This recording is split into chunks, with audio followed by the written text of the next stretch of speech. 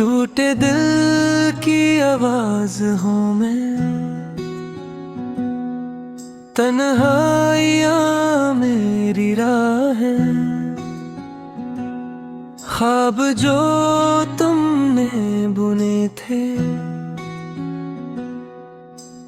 आज सभी गवाह हैं। रातों को जाग कर सोचूं क्या कसूर मेरा था, तुम तो चले गए लेकिन दिल ने तुम्हें ही चुना था।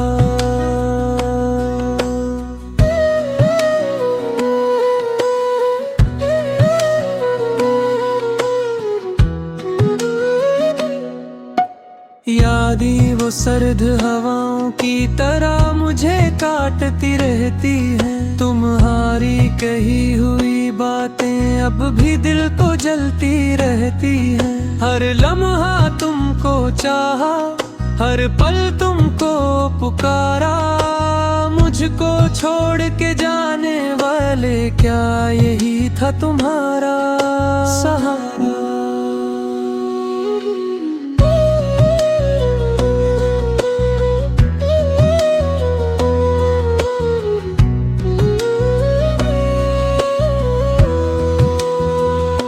आँखों के सारे मंजर अब धुंधले धुंधले लगते हैं।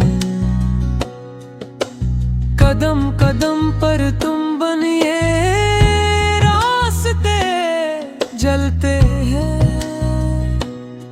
मेरे दिल के कागज पर अब भी तुम्हारा नाम लिखा है। तुमसे बिछड़ के जाना मैं अंदर से कितना टूटा हूँ ये भी तुम ही पता है।